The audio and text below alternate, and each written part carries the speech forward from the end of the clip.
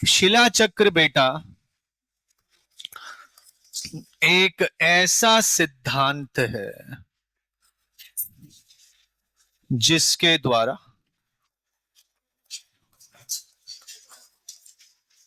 चट्टानों के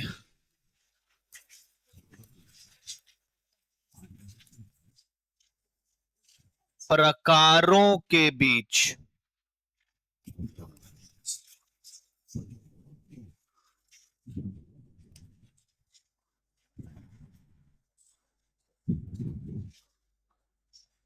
रूपांतरण का ज्ञात होता है।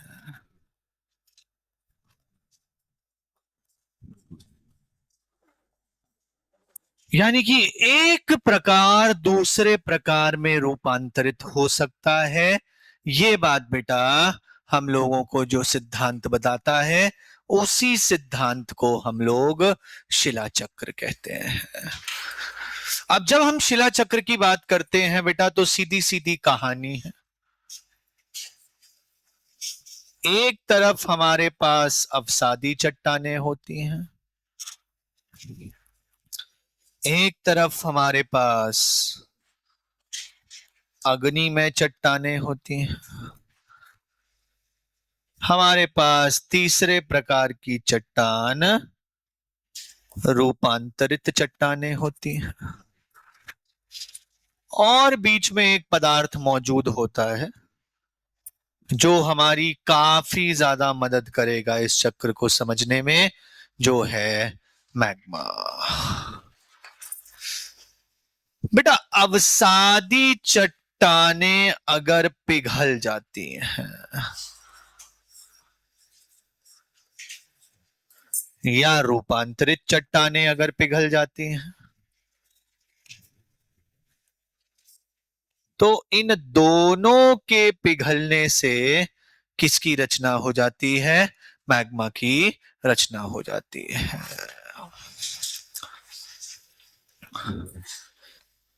अब रूपांतरित चट्टानें कैसे पिघलेंगी? बेटा रूपांतरित चट्टानें अधिकतर सतह के नीचे मौजूद होती हैं।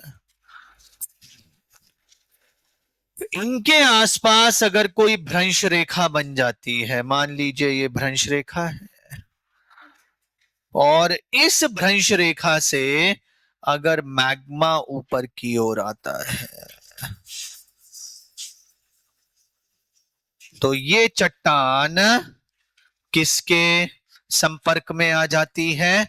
मैग्मा के संपर्क में आ जाती है, और मैग्मा इस चट्टान को क्या करता है? पिघला देता है।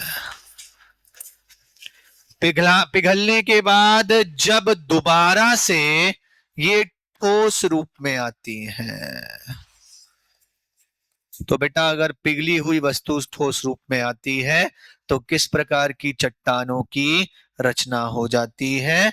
अग्निमय चट्टानों की रचना हो जाती है। तो ये एक रूपांतरित चट्टान है। ये जो रूपांतरित चट्टान है ये पिघल के दोबारा से ठोस हो गई, और अब जब ये दोबारा से ठोस हुई तो ये कौन से प्रकार की चट्टान में बदल गई? अग्निमय चट्टान में बदल गई। ऐसा ही कुछ अवसादी चट्टान के साथ भी हो सकता है। अवसादी चट्टान ज्यादातर सतह पर मौजूद होती है, लेकिन सतह की ऊंचाई बदलती रहती है। इस क्षेत्र में बहुत सारा निक्षेप हो सकता है। निक्षेप होने के कारण इस सतह की ऊंचाई बढ़ सकती है। सतह की जब ऊंचाई बढ़ जाएगी तो एक नई सतह बन जाएगी। ये सारे के सारे क्या जमा हो गए हैं बेटा? यहां पर तलछट जमा हो गए हैं। जो अवसादी चट्टान पहले सतह पर हुआ करती थी अब वह सतह पर नहीं है। अब अगर यहां पर एक भ्रंश रेखा बन जाती है और इससे अगर मैग्मा ऊपर की ओर चढ़ता है तो यह अवसादी चट्टान भी किसके संपर्क में आ जाती है? मैग्मा के संपर्क में आ जाती है। और जब ये मैग्मा के संपर्क में आती है तो ये भी पिघल जाती है। और फिर से जब ये दोबारा ठोस रूप में आती है तो ठोस रूप में आने के कारण ये कौन सी चट्टान में परिवर्तित हो जाती है? एक अग्निमय चट्टान में परिवर्तित हो जाती है। तो अवसादी चट्टान पिघली, रूपांतरित चट्टान पिघली, दोनों के पिघलने से मैग्मा बना। मैग्मा धीरे धीरे करके फिर से ठोस होता चला गया। कौन सी चट्टान की रचना हो गई? अग्निमय चट्टान की रचना हो गई। अग्निमय चट्टान का अपर्दन हुआ। ध्यान से सोचिएगा।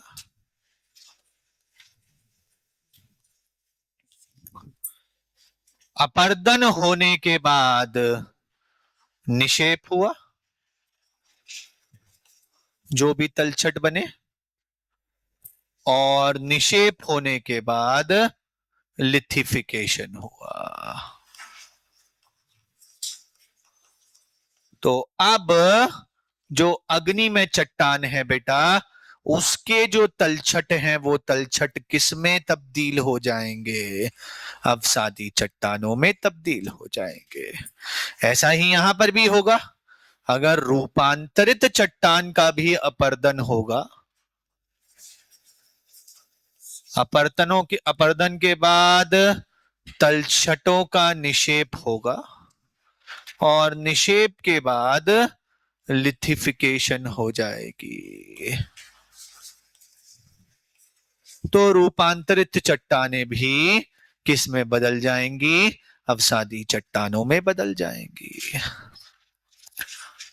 अब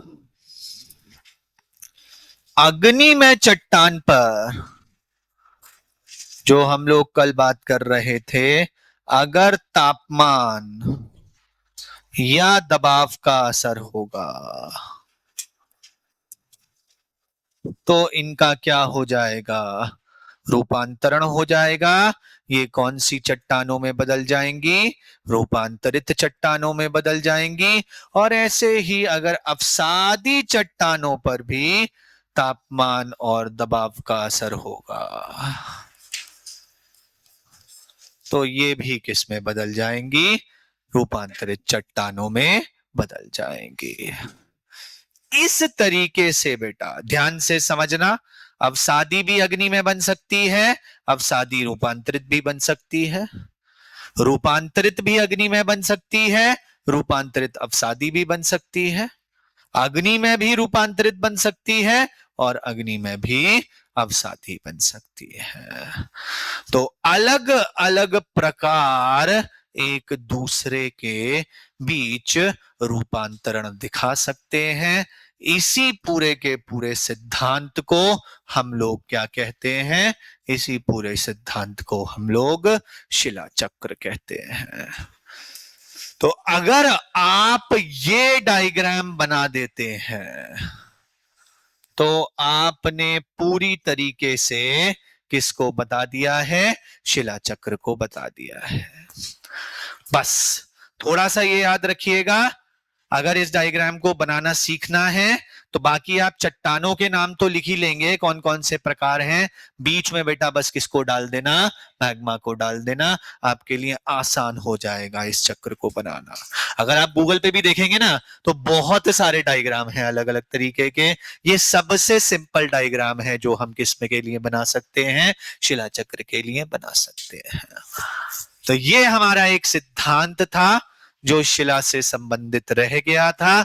इसी सिद्धांत को बेटा हम लोग क्या बुलाते हैं? शिला चक्र बुलाते हैं।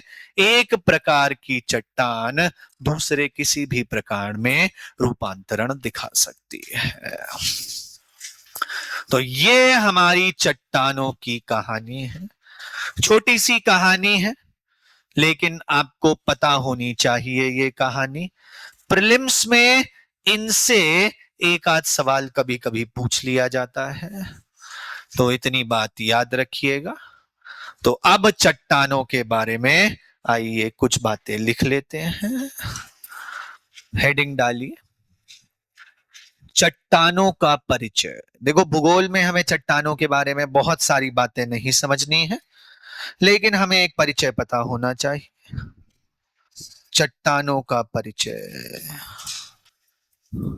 इसमें लिखिए।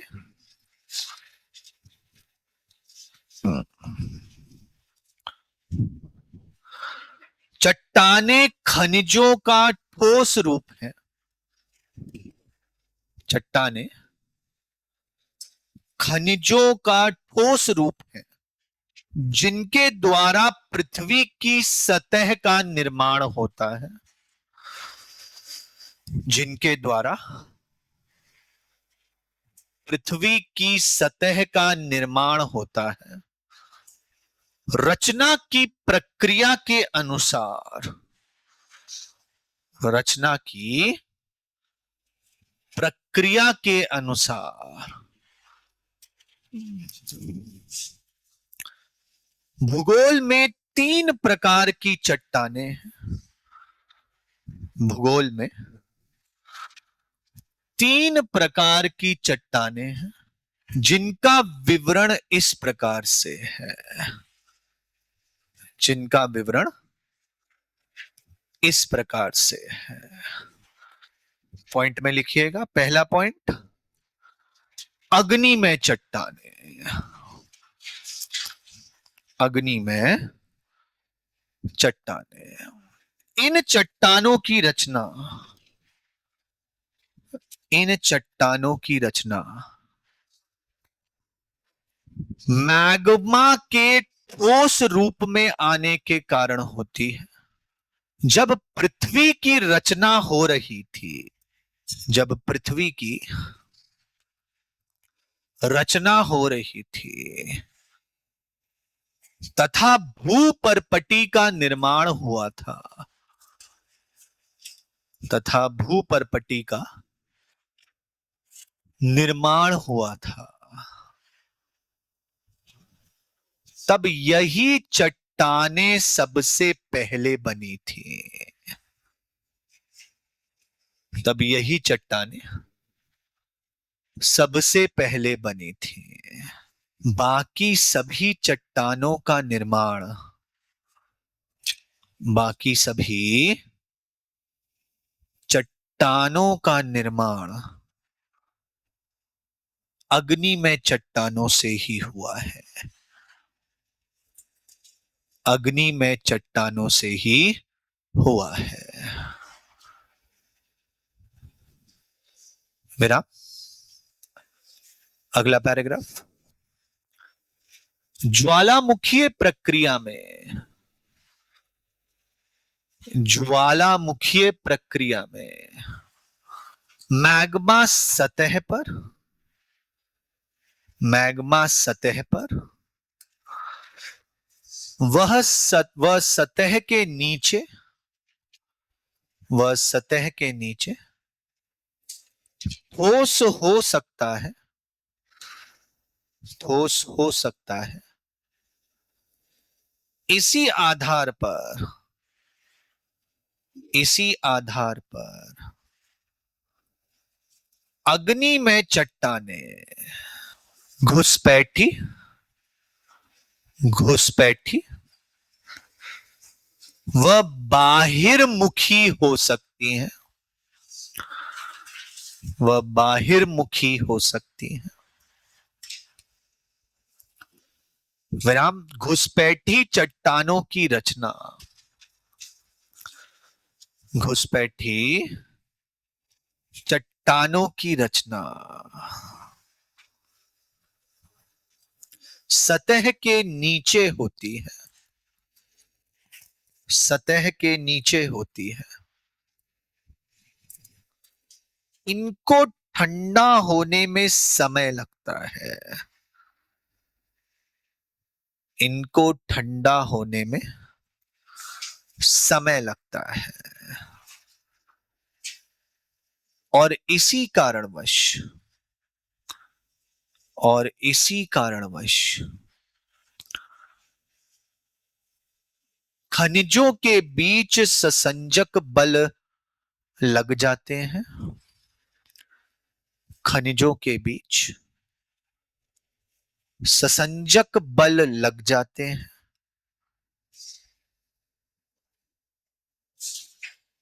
तथा तथा अलग अलग खनिज अलग क्षेत्रों में एकत्रित हो जाते हैं। अलग अलग खनिज अलग क्षेत्रों में एकत्रित हो जाते हैं।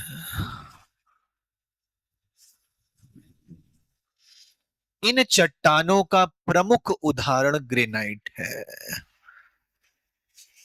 इन चट्टानों का प्रमुख उदाहरण ग्रेनाइट है।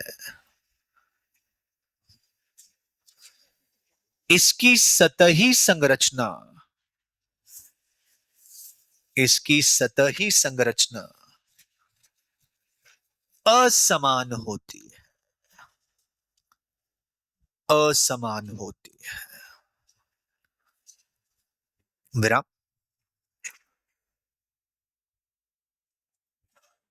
जबकि जो चट्टानें सतह पर बनती हैं जबकि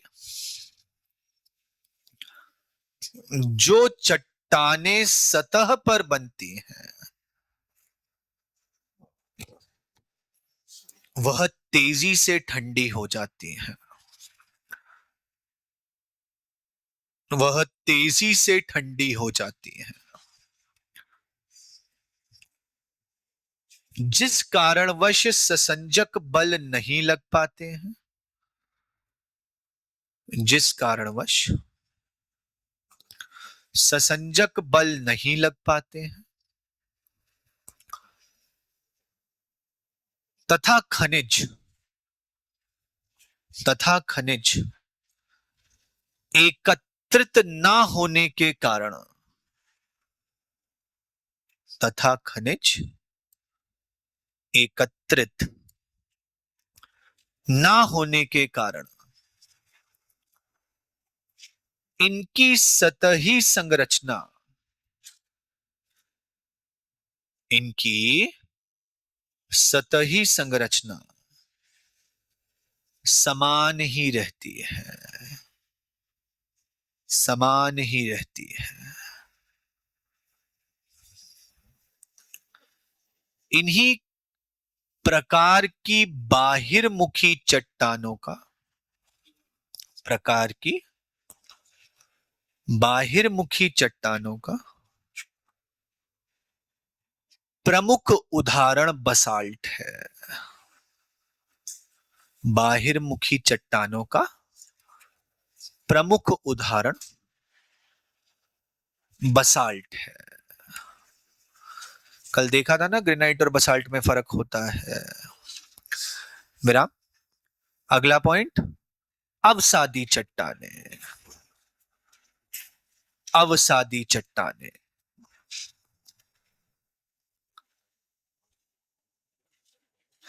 इन चट्टानों को बनने में इन चट्टानों को बनने में सबसे अधिक समय लगता है। सबसे अधिक समय लगता है। किसी क्षेत्र में अगर तलछटों का जमाव हो जाता है किसी क्षेत्र में अगर तलछटों का जमाव हो जाता है तो समय के साथ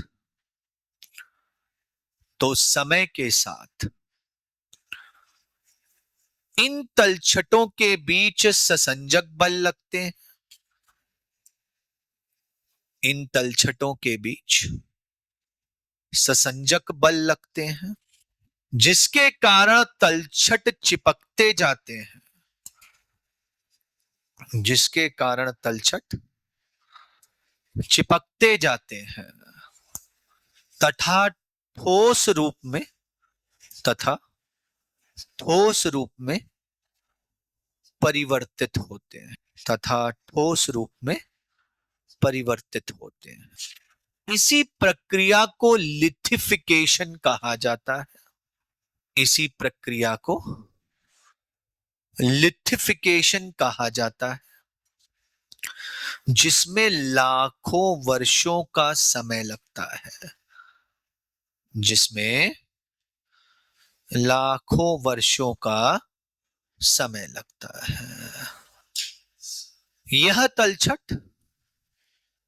यह तलछट अगर जैविक स्रोतों से आते हैं, अगर जैविक स्रोतों से आते हैं, जैसे वनस्पति या पशु,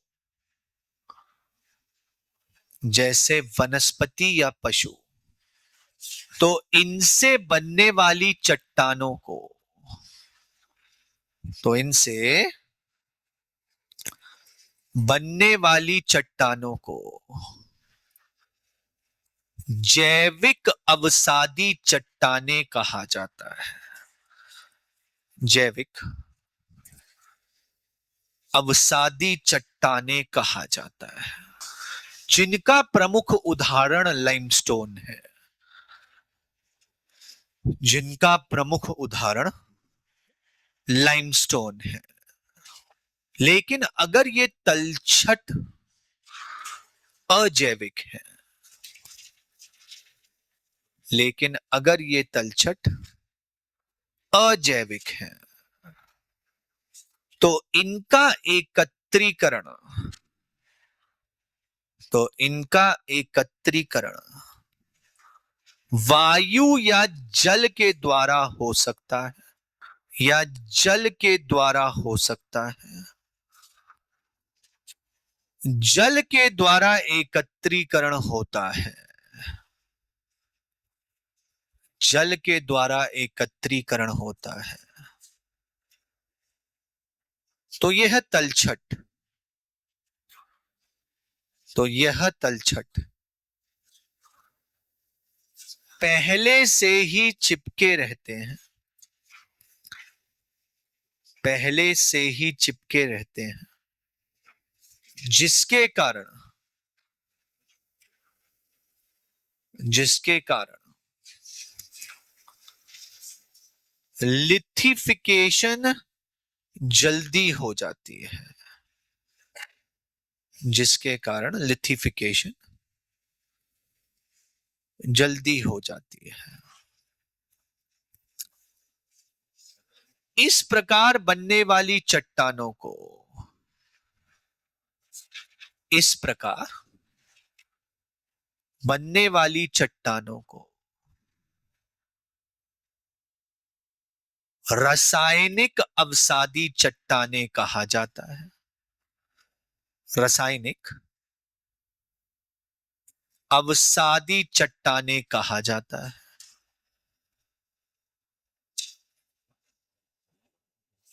जिसका प्रमुख उदाहरण जिप्सम है। जिसका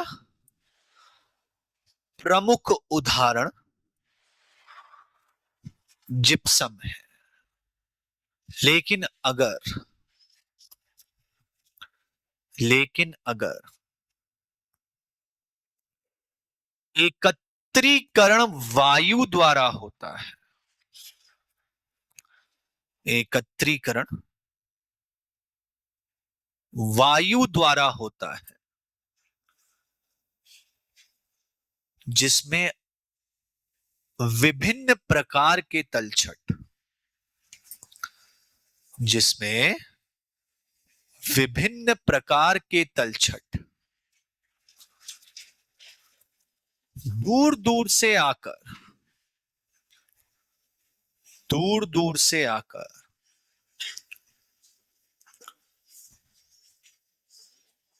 एक जगह एकत्रित हो जाते हैं, एक जगह एकत्रित हो जाते हैं, तो अलग अलग चट्टानों के खंड से बनी, तो अलग अलग चट्टानों के खंड से बनी इन चट्टानों को खंडित अवसादी चट्टानें कहा जाता है। इन चट्टानों को खंडित अवसादी चट्टानें कहा जाता है, जिनका मुख्य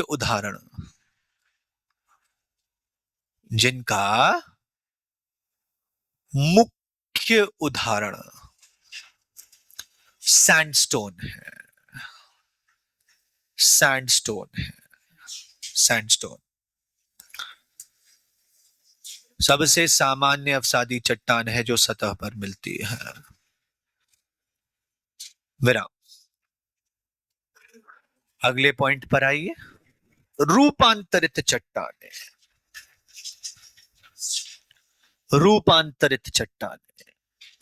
अगर अवसादी या अग्निमय चट्टानों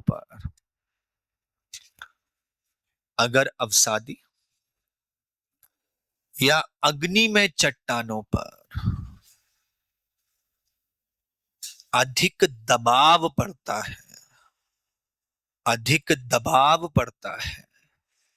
या तापमान बढ़ने के कारण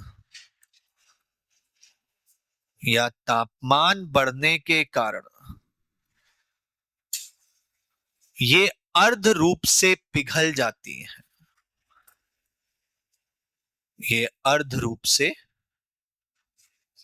जाती हैं। इन दोनों प्रक्रियाओं के चलते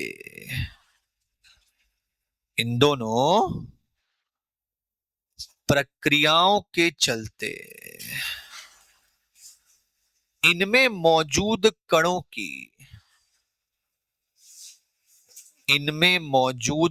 की आंतरिक संरचना बदल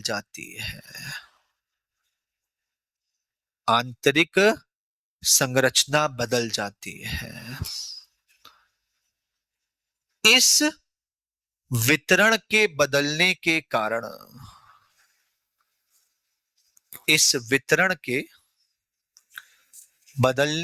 कारण चट्टानों की विशेषताओं पर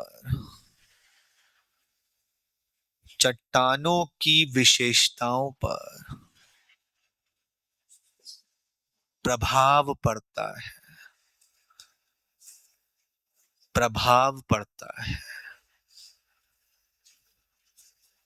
इसी प्रक्रिया को रूपांतरण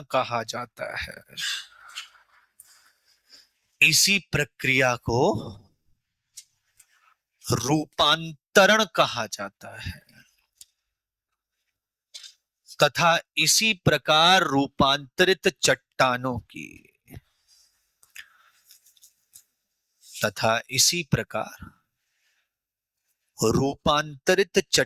की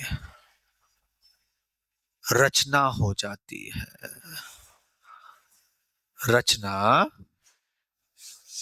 जाती है। अगर ये चट्टानें दबाव के कारण बनती हैं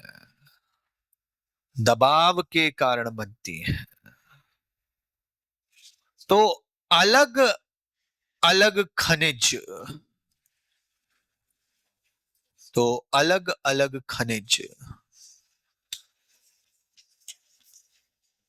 इस दबाव के कारण पट्टियों के रूप में एकत्रित हो जाते हैं।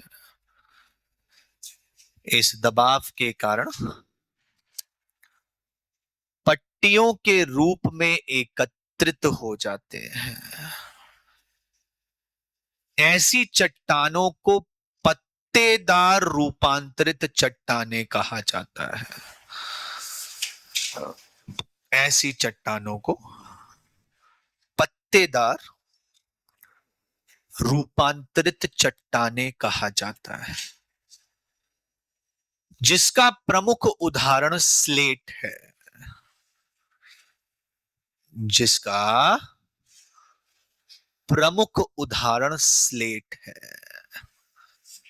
जबकि अर्ध रूप से पिघलने के बाद, अर्ध रूप से पिघलने के बाद जिन रूपांतरित चट्टानों का निर्माण होता है, जिन रूपांतरित चट्टानों का निर्माण होता है, उनमें खनिजों का एकत्रीकरण नहीं होता है, उनमें खनिजों का एकत्रीकरण नहीं होता है। ऐसी चट्टानों का, ऐसी चट्टानों का संगमरमर प्रमुख उदाहरण है। संगमरमर प्रमुख उदाहरण है। इन्हीं को, इन्हीं को गैर पत्तेदार चट्टानें कहा जाता है। गैर पत्तेदार चट्टानें कहा जाता है। अगली हेडिंग डालिए, शिला चक्र। शिला चक्र, इसमें लिखिए,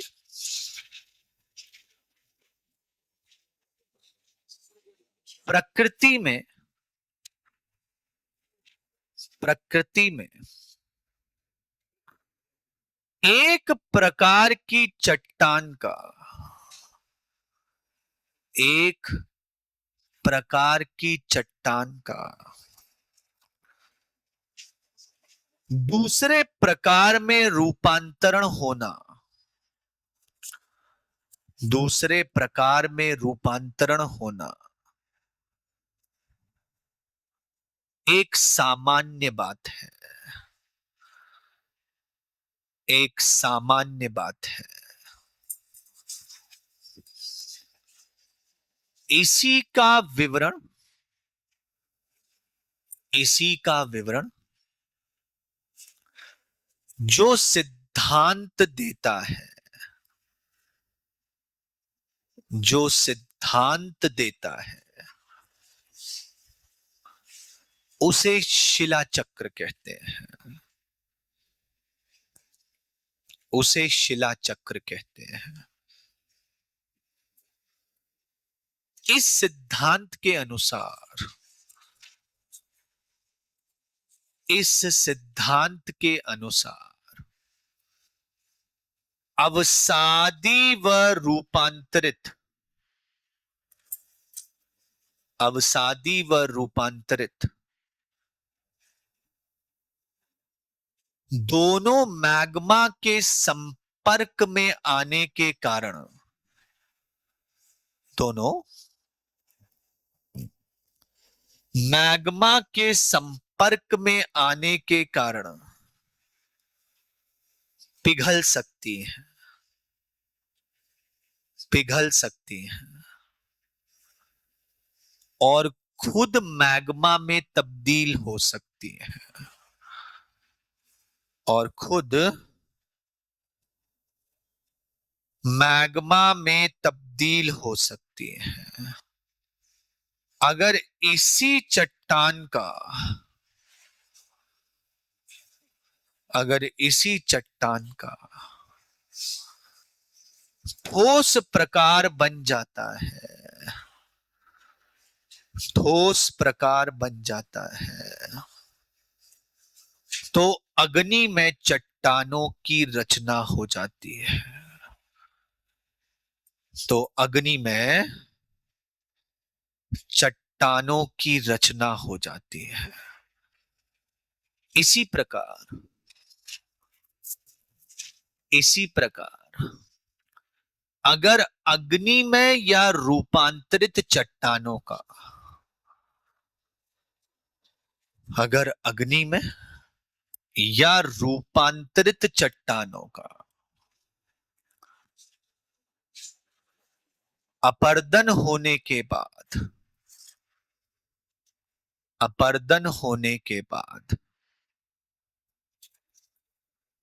किसी एक क्षेत्र में तलछटों का एकत्रीकरण हो जाता है, किसी एक क्षेत्र में